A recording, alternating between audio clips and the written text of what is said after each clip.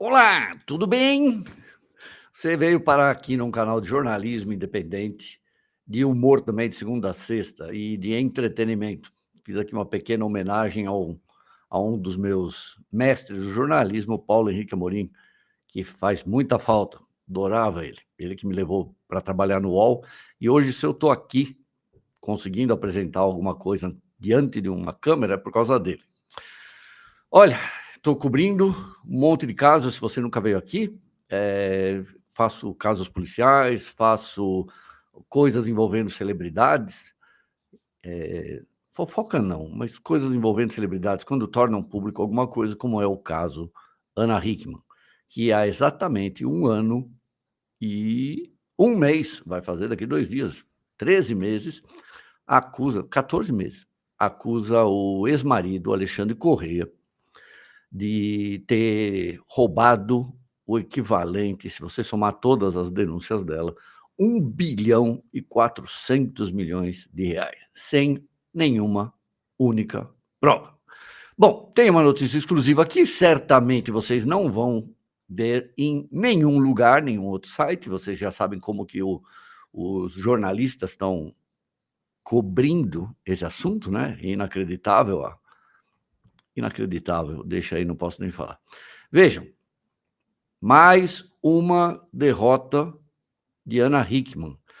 Já teve derrota o mês passado, o juiz deu uma multa de 2% contra ela, numa ação que está sendo movida pelo Banco Original, mais um banco que botou dinheiro na conta da Hickman Serviços, o dinheiro foi gasto para pagar dívida, para os luxos dela, cabeleireiro, para as contas da casa, para o cinto Hugo Boss do Alexandre, enfim.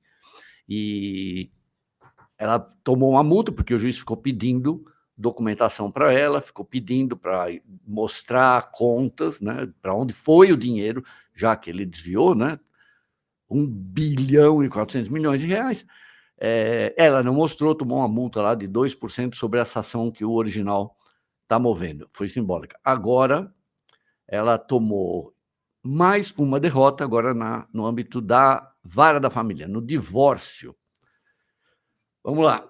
A justiça, uma juíza, determinou que ela tem que pagar pensão alimentícia para o Alexandre. Eu vou ler para vocês alguns trechos aqui da decisão, repetindo, vocês não só provavelmente não vão ver isso em outro canal, como também provavelmente em um prazo de 48, 72 horas, vai aparecer mais alguma fake news contra o Alexandre. Ele, dessa vez, deve ter desviado R$ 1 trilhão, né? E é impressionante porque ela jamais mostra a saída do dinheiro. Faz 14 meses que estou falando, mostra a saída do dinheiro, prova que ele desviou, e aí eu publico. Está aqui. Bom, ela vai ter que pagar, a juíza determinou agora, até o fim, até a decisão da partilha, que ela também está protelando ao máximo, R$ 15 mil por mês para o Alexandre, e como pensão alimentícia, alimentos que chama, né? Desses 15 mil, a juíza vai separar 4.500 e o Alexandre vai colaborar ainda assim com o Alezinho, com o filho do casal. Ele vai continuar agora, né, finalmente. Ele vem vivendo há 14 meses aí de favor, fazendo bico, o irmão tem ajudado, amigos têm ajudado, feito até empréstimos para ele, e agora essa derrota é a mais acachapante, porque a vara da família de Tu vai mostrando o melhor trabalho de todos aqui dentro, porque existem processos na área da família, tem processos bancários, tem queixas-crimes lá no DEIC. Nesses 3 pontos, ela está tomando derrotas. Todas as acusações que ela fez no DEIC, por exemplo, nenhuma foi comprovada. No mês passado também publiquei aqui com exclusividade, vocês também não viram em lugar nenhum, a resultado da perícia feita pelo DEIC, que mostrou que Cláudia Helena, ex-assistente de Ana Hickman, que ficou conhecida como a guerreira na internet, Cláudia Helena não falsificou, que a assinatura que Ana falou que era falsificada e que tinha sido a Cláudia Helena, não é da Cláudia Helena. Isso é um resultado de perícia, não tem como recorrer disso. Outra coisa que ela tem feito, jogado um monte de papéis lá no DEIC, falando: "Olha aqui esse desvio", ele e a Cláudia, né, o Alexandre e a Cláudia abriram uma conta aí de 947 milhões no banco inglês Barclays, também apresentou lá no começo, né, fez uma queixa-crime apresentando um papel que seria uma prova que o Alexandre receberia uma doação só para ele de 400 milhões. E ficou conhecido esse papel como o documento, a Ata Tabajara, porque é de uma primariedade, é de um amadorismo aquele documento, né, visivelmente falsificado, que inclusive é vendido, é possível você pedir isso aí na Praça da Sé, demora um tempo, mas eles produzem. Então dessa vez, obviamente, escrevi pela centésima vez, talvez, para a senhora Ana Hickman, para seus advogados. Inclusive, ela já mudou, eu já escrevi para 4 advogados diferentes dela nos últimos 14 meses, nunca recebi nenhuma resposta. Esse é o trabalho que o jornalista tem que fazer. Eu sei, por exemplo, dessa história, eu tenho direito, por exemplo, de dar opinião sobre esse caso. Então, minha opinião é que Ana Hickman mentiu do começo ao fim. Eu não acredito nada do que ela falou. É minha opinião como jornalista, diante de todas as provas que eu tenho aqui. A história que tem aqui é de 2 descabeçados, um casal que veio ali da classe baixa, né, pobres mesmo assim, remediados, né, classe média pobre, se tornaram milionários, subiu na cabeça, nos primeiros 10 anos, de trabalho dela na Record e dele como empresário dela, acumularam um ótimo patrimônio, investiram muito bem, e nos 10 anos seguintes só fizeram besteira, foram enganados por um cara acusado de estelionato, já contei toda essa história, o tal do doutor Miguel, já mostrei foto dele aqui, inclusive, uma pessoa do DEIC me pediu as fotos dele, porque o cara desapareceu, gente. Eu consegui número de passaporte, consegui tudo. E o DEIC convocou esse cara umas 10 vezes. A história dele é aquela que eu contei para vocês. Eles quebram em 2019, é sempre bom explicar, porque muita gente chega aqui, né, cai de paraquedas e não sabe da história. Alexandre e Ana Hickman quebram em 2019, quebram, ficam endividados em mais de 20 milhões, porque tentaram fazer uma gigantesca operação de moda, um negócio megalomaníaco, tomaram na cabeça em um ano de tentativa de criar esse negócio, que seria uma loja Zara da Ana Hickman, né? Eles queriam não só revender, queria comprar o material, costurar, embalar, transportar, botar na loja dela, que ela só queria, lojas dela nos melhores shoppings do Brasil, que teriam um em cada estado, e simplesmente não conseguiram nem fazer uma jaquetinha, porque faliu. 19 milhões, parece, depois de um ano. Quebraram, chega a pandemia, são obrigados, tomam mais um prejuízo monstruoso, porque fecham todas as lojas, tem que pagar a indenização ainda para as pessoas demitidas. E, em vez de pagar essa dívida, que já estava na casa aí dos 20 milhões, eu fiquei anos perguntando para mim, um ano perguntando, mas por que não venderam a casa lá de Itu, que é um elefante branco, que é um outro exemplo da megalomania deles, tá bom? Dá para explicar. É por isso que eu entendo essa história da operação de moda.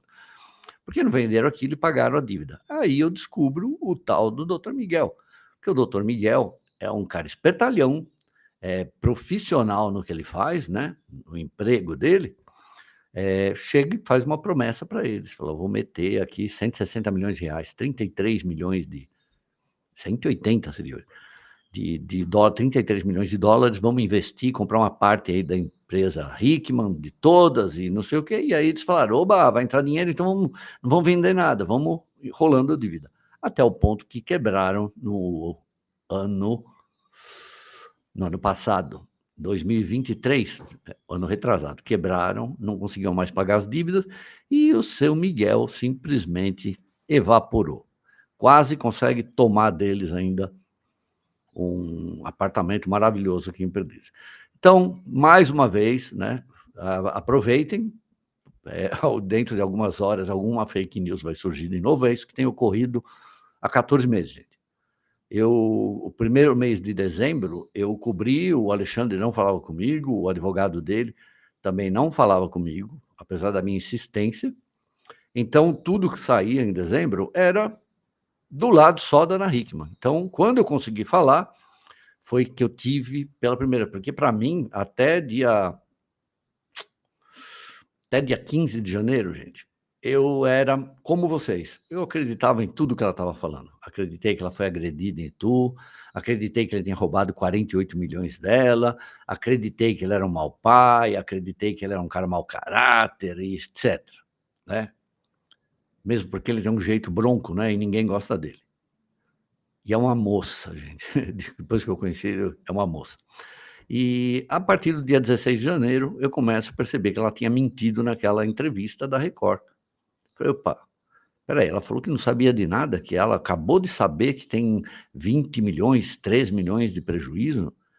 E aí eu consigo documentos, depoimentos, ouço testemunhas, que é o trabalho de um repórter, e começo a perceber que tudo que ela tinha falado na Record, tudo que ela estava divulgando na imprensa, todas as acusações de desvio eram mentira. Não é que ela se enganou, não, está mentindo, certo? Eu espero que esse caso continue sendo tratado pelas outras instâncias como a Vara da Família está tratando. 2 bancos já determinaram, 2 ou 3 já estão exigindo que ela mostre os extratos da empresa Hickman Serviço. Porque, a despeito dela acusar o Alexandre de tudo isso, todos os empréstimos, ela está acusando todos os empréstimos do ano de 2023, toda a rolagem de dívida foi feita com assinatura falsificada. Antes de 2023, onde estava sendo feita a rolagem também, aí não tinha nenhuma falsificação. É curioso, né? Tudo começa em 2023. Ela monta uma empresa, que eu chamei de empresa laranja, né? Que lá no Rio de Janeiro, ela compra essa empresa fica escondida em São Paulo, até 15 dias antes dessa briga que teve em Itu.